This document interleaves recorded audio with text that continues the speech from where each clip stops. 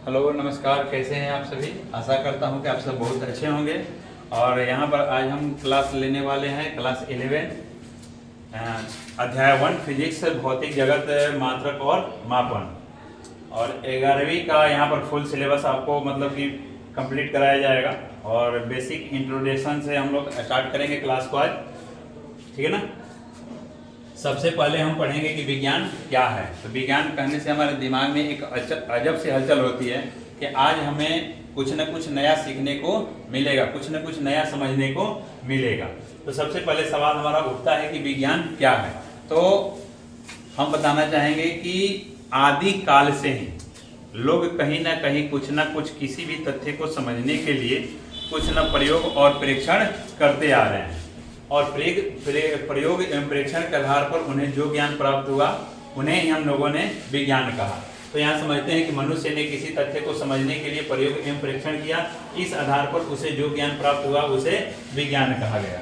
ठीक है, जैसे हम बहुत सारे एग्जाम्पल लेकर चल सकते हैं कि जैसे रेल का आविष्कार, हवाई जहाज का आविष्कार, अन्य गाड़ियों का आविष्कार, पंखे का आविष्कार, ये जो स्मार्ट बोर्ड है इसका आविष्कार, कहीं ना कहीं यह एक विज्ञान का भाग है। तो लोगों ने पहले इसके बारे में समझा होगा कि ये स्मार्ट बोर्ड है, इस पर कैसे लिखा जा सकता है, इसके स्क्रीन पर कैसे दिखाया जा सकता है। तो सबसे पहले इसके बारे में उन्होंने सोचा होगा, समझा होगा, उसके बाद प्रयोग और परीक्षण किया होगा, तब जाकर कहीं ना कहीं इस स्मार्ट बोर्ड का आविष्कार हुआ। कहीं ना कहीं ट्रेन के बारे में पहले समझा गया होगा कि ट्रेन को कैसे चलाया जा सकता है, हवाई जहाज को कैसे उड़ाया जा सकता है। तो पहले उसके बारे में सोचा गया, समझा गया, प्रयोग किया गया, परीक्षण किया गया, और उसके आधार पर उन्हें जो ज्ञान प्राप्त हुआ। तो आजकल हमें देखने को मिलता है हवाई जहाज उड़ रही है, ट्रेन अपने पटरी पर चल रही है, स्मार्ट बोर्ड पर हम लोग लिख रहे हैं। तो ये सब किसका देन है? विज्ञान का देन है। ऐसे विज्ञान के मुख्यतः, विज्ञान का तो बहुत प्रकार हम लोग कह सकते हैं, लेकिन यहाँ पर विज्ञान को मुख्यतः दो प्रकार से हमने दर्शाया है, एक भौतिक विज्ञान और दूसरा होता है जीव विज्ञान। अब देखिए भौतिक विज्ञान, सवाल उठेगा कि भौतिक विज्ञान क्या है। तो भौतिक विज्ञान एक विज्ञान की ही शाखा है जिसके अंतर्गत हम लोग निर्जीव वस्तुओं का अध्ययन करेंगे। जितनी निर्जीव वस्तुओं का अध्ययन करते हैं वो किसके अंतर्गत करते हैं? भौतिक विज्ञान के अंतर्गत, ठीक है। और दूसरा आता आपका जीव विज्ञान, और जीव विज्ञान विज्ञान की एक शाखा है। जीव विज्ञान एक विज्ञान की शाखा है जिसके अंतर्गत सजीव वस्तुओं का अध्ययन किया जाता है। तो सजीव वस्तुओं का अगर अध्ययन करेंगे तो वह आता है जीव विज्ञान के अंतर्गत, और निर्जीव वस्तुओं का अध्ययन करेंगे तो आता है वह भौतिक विज्ञान के अंतर्गत। तो हम यहाँ से भौतिक विज्ञान के अंतर्गत चलेंगे, ठीक है ना। तो भौतिक विज्ञान के कितने प्रकार हैं? तो भौतिक विज्ञान भी जो होते हैं दो प्रकार के होते हैं। भौतिक विज्ञान भी जो होते हैं दो प्रकार का होता है, एक होता है आपका भौतिकी और दूसरा होता है आपका रसायन विज्ञान, ठीक है ना। एक होता है भौतिक विज्ञान कितने प्रकार? दो प्रकार के होते हैं, एक भौतिकी और दूसरा होता है रसायन। अब सवाल उठता है कि भौतिकी क्या है, भौतिकी विज्ञान क्या है। तो भौतिकी विज्ञान की एक शाखा है जिसके अंतर्गत प्रकृति एवं प्राकृतिक संबंधी घटनाओं का अध्ययन करते हैं। तो प्रकृति और प्राकृतिक से संबंधित जितनी भी घटनाएं हैं वह सब किसके अंतर्गत हम लोग पढ़ेंगे? भौतिकी विज्ञान के अंतर्गत पढ़ते हैं, ठीक है ना। अब आता है कि भौतिकी की शाखाएं, ऐसे भौतिकी की बहुत सारी शाखाएं हैं। यहाँ पर कुछ शाखाओं का वो उजागर किया गया है। जैसे आता है पहला आपका क्या? यांत्रिकी, दूसरा है आपका ऊष्मा, ठीक है ना। पहला है आपकी यांत्रिकी, उष्मागतिकी, प्राकाशिकी, नाभिकीय भौतिकी, विद्युत चुंबकत्व, ध्वनि विज्ञान एवं अन्य शाखाएं। अब आता है कि यांत्रिकी क्या है? यह बल, गति और ऊर्जा से संबंधित सिद्धांतों की व्याख्या की जाती है इसके अंतर्गत, तो हम इसे कहेंगे क्या? यांत्रिकी। उसके बाद आता है ऊष्मा। ऊष्मा यह ताप और गर्मी और ऊष्मा संबंधी या ऊष्मा का स्थानांतरण का अध्ययन करना ही क्या कहलाता है? ऊष्मा विज्ञान, ठीक है ना। उसके बाद होता है आपका विद्युत। विद्युत क्या है? तो विद्युत आवेश, विद्युत क्षेत्र और विद्युत धाराओं का अध्ययन करना ही क्या कहलाता है? विद्युत। उसके बाद आता है कि प्रकाश और प्रकाश संबंधी घटनाओं का अध्ययन करना, प्रकाश के विभिन्न प्रकार के पहलुओं का अध्ययन करना, प्रकाश की प्रकृति क्या है, प्रकाश का आचरण क्या है, व्यवहार क्या है, इन संबंधी घटनाओं का अध्ययन करेंगे, उन्हें हम कहते हैं प्रकाश। उसके बाद होता है ध्वनिकी, यह ध्वनि, प्रकृति और व्यवहार, ध्वनि के विभिन्न पहलुओं का अध्ययन कराता है।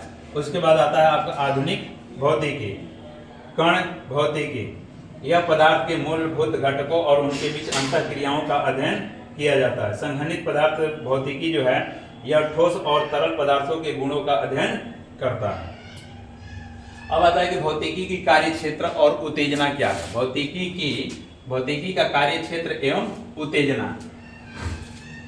भौतिकी का कार्य क्षेत्र एवं उत्तेजना के बारे में हम लोग समझेंगे कि भौतिकी के अंतर्गत विभिन्न प्रकार की प्राकृतिक घटनाओं का अध्ययन किया जाता है। इसके अंतर्गत आकाशगंगा, ब्रह्मांड, परमाणु एवं परमाणु के नाभिक तथा मौलिक कणों, इलेक्ट्रॉन, प्रोटॉन एवं न्यूट्रॉन का अध्ययन किया जाता है, जिसका अध्ययन काफी रोचक है। अब जैसे हम लोग जानते हैं कि परमाणु के बारे में, तो परमाणु क्या होता है, हम लोग जानते हैं कि परमाणु का आकार लगभग गोलीय माना गया है। और ये जो परमाणु होता है 3 प्रकार के कणों से मिलकर बना होता है, इलेक्ट्रॉन, प्रोटॉन और एक होता है न्यूट्रॉन।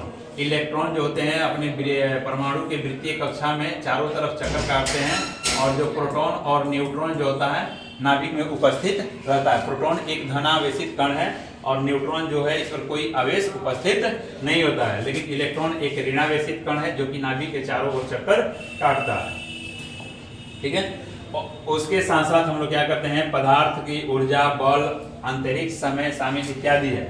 भौतिकी एक महत्वपूर्ण और दिलचस्प विषय है जो मनुष्य को दुनिया समझने और तकनीकी प्रगति में योगदान करने में भी मदद करता है। ठीक है, अब आता है कि भौतिकी के नियम की प्रकृति। तो भौतिकी के नियम प्रकृति के बारे में वैज्ञानिक अवधारणाएं हैं जो दुनिया के व्यवहार का वर्णन करती है, जैसे कि गति, ऊर्जा, बल।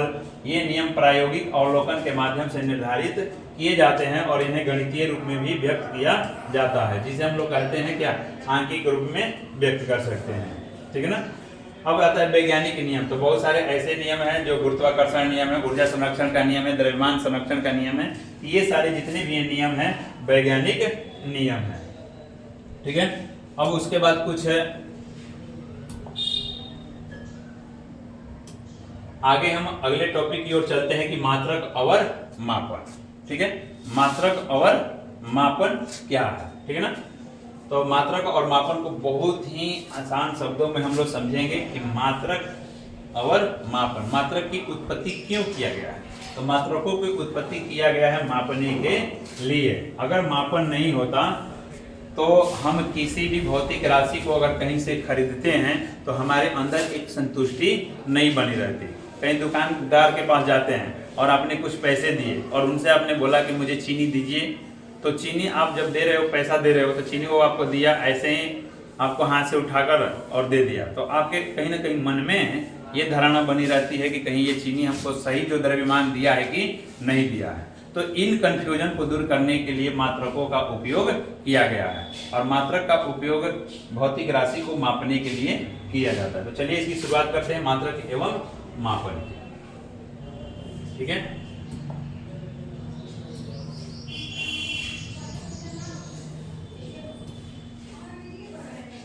तो मात्रक और मापन पढ़ने से पहले हम पढ़ेंगे भौतिक राशियां। मात्रक और मापन पढ़ने से पहले हम पढ़ेंगे क्या, भौतिक राशियां। तो भौतिक राशियां क्या है।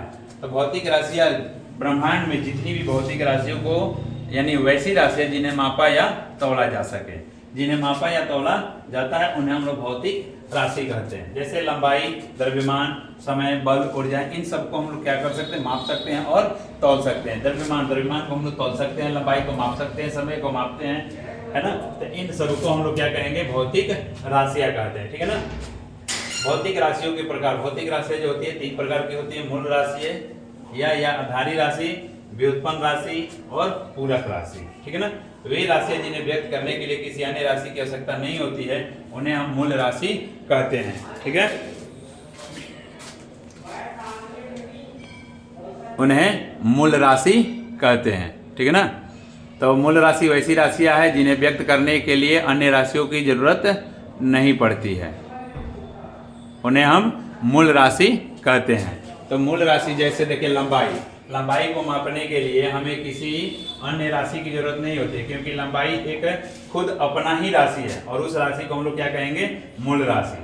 ठीक है ना। लंबाई, द्रव्यमान क्या है, मूल राशि है। लंबाई, द्रव्यमान, समय, ताप, विद्युत धारा, ज्योति तीव्रता और पदार्थ की मात्रा, ये जो भौतिक राशियां है 7, और इन 7 भौतिक राशियों को हम लोग किस नाम से जानेंगे, मूल राशियों के नाम से जानते हैं। ठीक है ना। और दूसरा आपका आता है क्या, व्युत्पन्न राशि। व्युत्पन्न राशि क्या है, वैसी राशि जिन्हें व्यक्त करने के लिए मूल राशि की आवश्यकता पड़ती है। अगर मूल राशि हटा दिया जाए तो व्युत्पन्न राशि का कोई अस्तित्व नहीं रह जाता है, क्योंकि व्युत्पन्न राशियां जो होती है वो मूल राशियों पर निर्भर करती है। अब जैसे देखते हैं क्षेत्रफल। क्षेत्रफल एक क्या है, व्युत्पन्न राशि है, और क्षेत्रफल को दर्शाने के लिए इसमें क्या होता है, लंबाई और चौड़ाई की आवश्यकता होती है। लंबाई और चौड़ाई एक क्या है, मूल राशि है। लंबाई क्या है, मूल राशि है। अगर इन दोनों मूल राशि को हटा दिया जाए तो क्षेत्रफल का कोई अस्तित्व नहीं रह जाता है। जैसे आपका होता है कि चाल बराबर होता है दूरी बटा समय। चाल बराबर होता है दूरी बटा समय, और दूरी क्या है, दूरी और समय जो है मूल राशि है, और इस दूरी और समय को हटा देंगे तो इस चाल का कोई अस्तित्व नहीं रह जाता है। ठीक है, आगे चलते हैं। मूल राशियों के बारे में कुछ बातें। जैसे मूल राशियां जो होती है स्वतंत्र होती है या किसी दूसरे राशि पर निर्भर नहीं करती, मतलब कि यह स्वतंत्र होता है। इसे व्यक्त करने के लिए किसी और की आवश्यकता नहीं होती है। मूल राशियों को व्यक्त करने के लिए किसी दूसरी भौतिक राशि की जरूरत नहीं पड़ती है। मूल राशि को स्वेच्छा से चुना जा सकता है, जो लंबाई, द्रव्यमान, समय, विद्युत धारा इत्यादि के रूप में हो सकता है। मूल राशियों के मात्रकों के पदों में अन्य भौतिक राशियों के मात्रक को व्यक्त किए जाते हैं। ठीक है, नेक्स्ट हम लोग पढ़ेंगे क्या, व्युत्पन्न मात्रक। तो व्युत्पन्न मात्रक क्या है, वैसा यह मात्रक है, व्युत्पन्न राशि है, सॉरी व्युत्पन्न राशि। तो व्युत्पन्न राशि वैसी राशियां है जिसे व्यक्त करने के लिए मूल राशि की जरूरत पड़ती है। ठीक है ना, तो जितना मैंने आपको बताया वह सभी क्या है, व्युत्पन्न राशि है। उसके अतिरिक्त एक आता है पूरक राशि। तो मूल राशि और व्युत्पन्न राशि को छोड़कर जो राशियां आएगी, अन्य दो राशियां और होती है जिन्हें हम लोग क्या कहते हैं, पूरक राशियां कहते हैं। या कह सकते हैं दूसरे शब्दों में कि वे राशियां जिनके मात्रक तो होते हैं परंतु विमाएं नहीं होती है, उसे हम कहते हैं क्या, पूरक राशि। और पूरक राशि दो प्रकार की, जैसे समतल कोण और घन कोण। तो समतल कोण किसे कहेंगे और घन कोण किसे कहेंगे, थोड़ा सा यहाँ पर हम लोग ध्यान देते हैं। तो दो रेखाओं के बीच बने कोण को हम लोग क्या कहेंगे, समतल कोण कहते हैं। दो रेखाओं के बीच बने कोण को समतल कोण कहेंगे। अब जैसे देखेंगे यहाँ पर एक ये रेखा और एक ये रेखा, और इनके बीच बने कोण को हम लोग क्या कहेंगे, समतल कोण। इस कोण को क्या कहेंगे, समतल कोण। दो रेखा, कहीं से भी दो रेखा आएगी, इनके बीच बने कोण को हम लोग कहेंगे समतल कोण। ठीक है ना, समतल कोण, समतल कोण। ठीक है, तो समतल कोण समझ में आ गई। किन्हीं दो रेखाओं के बीच बने कोण को, किन्हीं दो रेखाओं के बीच बने कोण को समतल कोण कहते हैं। अब आता है क्या, ठोस कोण। तो ज्यामिति में त्रिविम अवकाश में किसी वस्तु द्वारा किसी बिंदु पर बनाया गया कोण त्रिविम कोण या ठोस कोण कहलाता है। अब त्रिकोण, शंकु, जैसे आपने शंकु देखा होगा, शंकु या जो आइसक्रीम कोण वाला जो आइसक्रीम होता है, इनके मध्य ये जो कोण बनता है ना, इस कोण को हम लोग कहेंगे ठोस कोण। इस कोण को हम लोग कहते हैं ठोस कोण। ठीक है, अब चलेंगे हम लोग इधर मात्रक की ओर, कि मात्रक किसे कहेंगे। तो दुनिया में जितनी भी भौतिक राशियां होती है उनको व्यक्त करने के लिए कुछ मानक माप की हमें आवश्यकता पड़ी, और उसी मानक माप को हमने क्या कहा, मात्रक कहा। जैसे लंबाई, अगर लंबाई को हमें मापना होता है तो हम लोग क्या मापते हैं, मीटर से मापते हैं, नहीं तो सेंटीमीटर से मापते हैं, नहीं तो फीट में भी मापते हैं। तो इन राशियों की हमें जरूरत पड़ी, इन मापों की हमें जरूरत पड़ा, और इन्हीं मानक माप को हमने क्या कहा, मात्रक कहा। मात्रक कितने प्रकार के होते हैं, मात्रक दो प्रकार के होते हैं। एक मात्रक होता है आपका मूल मात्रक, और दूसरा मात्रक होता है व्युत्पन्न मात्रक। तो मूल मात्रक ऐसा मात्रक है जिसे व्यक्त करने के लिए हमें किसी अन्य मात्रक की आवश्यकता नहीं होती है, या अन्य मात्रकों से स्वतंत्र होता है, या खुद अपना अस्तित्व बनाए रखता है, या अन्य मात्रकों से स्वतंत्र होता है। जैसे किलोग्राम हो, मीटर हो, सेकेंड हो आदि। क्या है ये सब, मूल मात्रक है। मूल मात्रकों की संख्या कुल 7 है। मूल मात्रकों की कुल संख्या कितनी है, 7 है। जिस प्रकार भौतिक राशि में मूल राशि की संख्या कितनी है, 7 है, उसी प्रकार इन मूल मात्रकों की संख्या भी कितनी है, 7 है। ठीक है, अब ये भौतिक राशि, तो भौतिक राशि मैंने बोला था वो कि भौतिक राशि में ये मूल जो राशि है, ये सब क्या है, मूल राशि है। और मूल राशि की संख्या कितनी है, 7 है। जैसे लंबाई, द्रव्यमान, समय, तापमान, ज्योति तीव्रता, विद्युत धारा, पदार्थ की मात्रा, और इसके मात्रक को हम लोग मूल मात्रक, इसके मात्रक को हम लोग कहते हैं मूल मात्रक। और मूल मात्रकों की संख्या है 7। मीटर किसका, लंबाई का मात्रक मीटर, द्रव्यमान का मात्रक किलोग्राम, समय का मात्रक सेकेंड, तापमान का मात्रक केल्विन, ज्योति तीव्रता का मात्रक कैंडेला और विद्युत धारा का मात्रक एम्पियर और पदार्थ की मात्रा का मोल, जिसे संकेत में हम लोग M, KG, S, kelvin, candela और एम्पियर और मोल से व्यक्त करते हैं। ठीक है।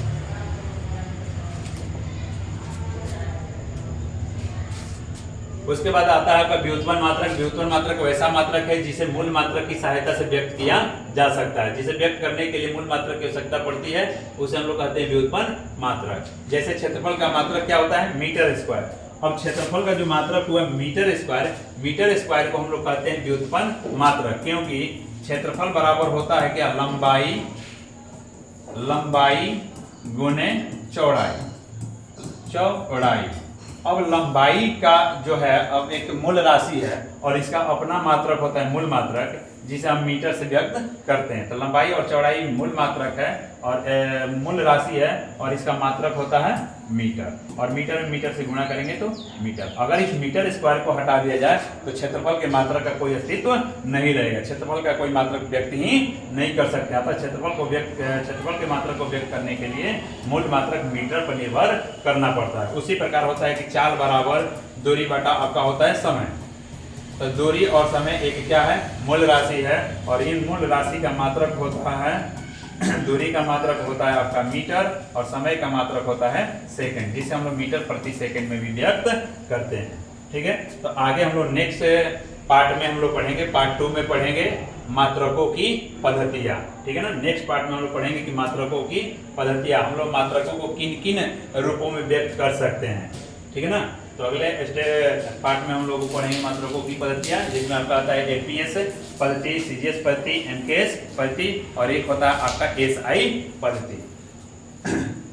तो इसके साथ ही यहाँ का पार्ट जो होता है समाप्त होता है। अगर आपको वीडियो अच्छा लगे तो लाइक और शेयर जरूर करें।